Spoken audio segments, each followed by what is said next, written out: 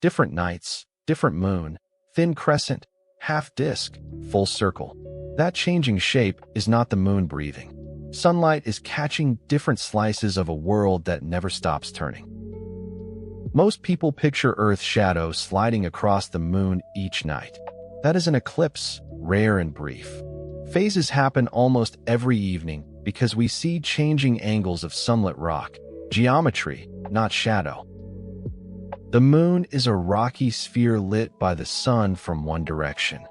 Face the night side, and it looks dark. Face the sunlit half, and it glows. Phases are how much of that bright hemisphere turns toward us. Perspective on a ball. Picture a lamp lighting a ball on a string. Half always bright, half always dark.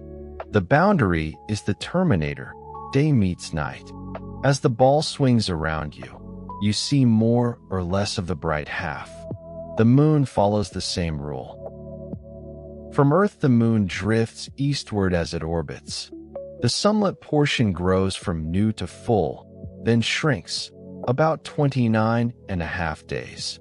Waxing grows brighter, waning fades. One orbit, one lap of phases.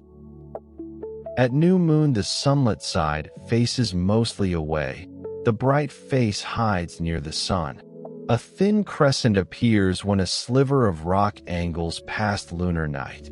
The bright edge always points toward the sun, a sky compass. First quarter is a half moon at sunset. Half the sunlit hemisphere, not half the rock gone. Full moon sits opposite the sun gibbous, means more than half lit. The names describe geometry, not missing stone. The moon does not glow on its own. That silver light is borrowed sunlight off gray dust and ancient lava plains. Dark patches are darker rock, not shadows. Same sun, same phases, different textures on the near side. The twist: you always see the same near side face because the moon is tidally locked.